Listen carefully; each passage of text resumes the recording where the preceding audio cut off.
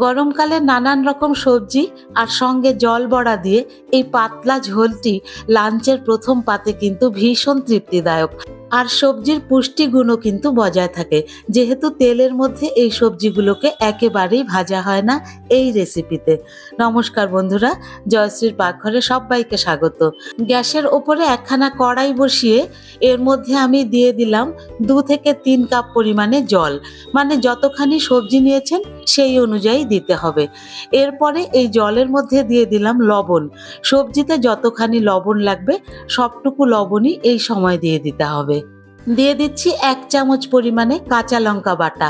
এই সবজিতে কিন্তু কাঁচা লঙ্কা বাটার গন্ধটা ভীষণ সুন্দর লাগে।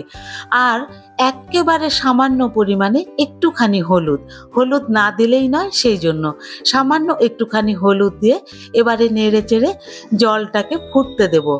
জলটা ভালো মতো ফুটতে ফুটতে এদিকে আমি দেখিয়ে দিচ্ছি কি কি সবজি নিয়েছি। এখানে নিয়েছি ঝিঙে, মিষ্টি কুমড়ো, পটল, বরবটি, আলু আর স্কোয়াশ। সমস্ত সবজি একটু পাতলা পাতলা লম্বা লম্বা করে কেটে নিয়েছি। এইভাবে কেটে নিলে পরে কিন্তু সবজিগুলো তাড়াতাড়ি সেদ্ধ হয়ে যায়। জলটা ভালো মতো ফুটে উঠেছে। এবারে এর মধ্যে আমি সমস্ত সবজি দিয়ে দেব। তবে সবজিগুলো এরকম সেদ্ধই রেখে দেব না, কিন্তু সবার শেষে অল্প তেলে একটু ফোড়ন দিয়ে দেব, আর তাতে এর টেস্ট আরও বৃদ্ধি পাবে।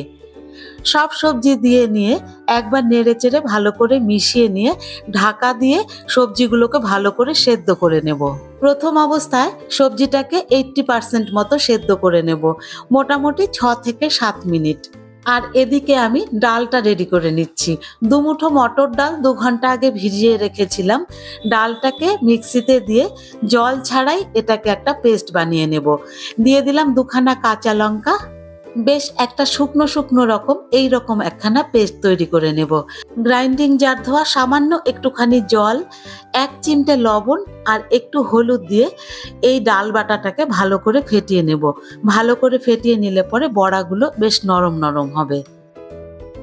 6 থেকে 7 মিনিট ফুটিয়ে নেবার পরে এবারে ঢাকনাটাকে সরিয়ে নিচ্ছি। সবজিটাকে একটু নেড়ে চেড়ে চেক করে নেব যে 80% মতো সেদ্ধ হয়েছে কিনা। তবে সবজিগুলো কিন্তু গোটা গোটাই রাখবেন, এর চাইতে বেশি সেদ্ধ করলে রান্নার টেস্ট কিন্তু অন্যরকম হয়ে যাবে। সবজিগুলো একবার চেক করে নিলাম, সুন্দর সেদ্ধ হয়ে গেছে।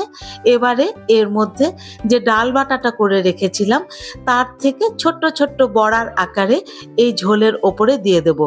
বড়াগুলো ছাড়ার সময় দেখতে হবে যেন সবজির ওপরেই এই বড়াগুলো দেওয়া হয়, তাহলে পরে চট করে গলে যাবে না। আর ফ্লেমটাকে এখন একটুখানি কমিয়ে নিয়েছি। ফ্লেমটা বাড়ানো থাকলে পরে কিন্তু একেবারেই মিশে যাবে। বড়াগুলো দেওয়া হয়ে গেলে ঢাকনাটা দিয়ে 3 থেকে 4 মিনিট সেদ্ধ করে নিলাম। এরপরে ঢাকনাটা সরিয়ে নিয়ে খুন্তিটা দিয়ে একটুখানি চেক করে নিচ্ছি যে বড়াগুলো শক্ত হয়েছে কিনা। দেখুন, একটা বড়া দেখে নিয়েছি শক্ত হয়ে গেছে।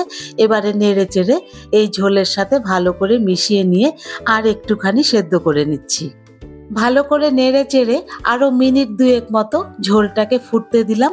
তারপরে দিয়ে দিচ্ছি এর মধ্যে 2 খানা চেরা কাঁচা লঙ্কা আর 1/2 চামচ মতো চিনি। এই নিরামিষ রেসিপিতে একটু চিনি দিলে বেশ ভালো লাগে। ঝোলটা এদিকে ফুটতে ফুটতে এর মধ্যে আমি দিয়ে দিব একটা তড়কা। তবে এটা তড়কা প্যানেও দিতে পারেন, আমি কিন্তু কড়াইতেই করেছি। কড়াইয়ের মধ্যে 2 চামচ পরিমাণে সর্ষের তেল গরম করে নিয়ে 1 চামচ কালো জিরে আর 2টো চেরা কাঁচা লঙ্কা দিয়ে এটাকে নেড়ে চেড়ে ফোড়নের সুন্দর গন্ধটা এলে পরে গরম গরম ঝোল এর মধ্যে আমি ঢেলে দিচ্ছি। শেষে এই ফোড়নটাতে ঝোলের মধ্যে কিন্তু একটা দুর্দান্ত টেস্ট আসে, আর তেলও কম লাগে এইভাবে করলে পরে। এবারে নেড়ে চেড়ে ফোড়নের গন্ধটা এই ঝোলের মধ্যে আসতে দিয়ে মিনিট 2 ফুটিয়ে নিলেই কিন্তু তৈরি হয়ে যাবে আমার আজকের রেসিপিটি। গরমকালে প্রথম পাতে এই রকম পাতলা পাতলা ঝোল খেতে কিন্তু দারুণ লাগে, আর এর মধ্যে ফোড়নের গন্ধটাও কিন্তু অসাধারণ হয়। চিরাচরিত রান্নার বাইরে গিয়ে একটু অন্যরকম ভাবে রান্না করা আমার আজকের এই স্বাস্থ্যকর ঝোলের রেসিপিটি আপনাদের কেমন লাগলো কমেন্ট বক্সে অবশ্যই জানাবেন। ভালো লাগলে একটা লাইক করে দেবেন। ফিরে আসবো অন্য একটি রেসিপি নিয়ে। ততক্ষণ টাটা।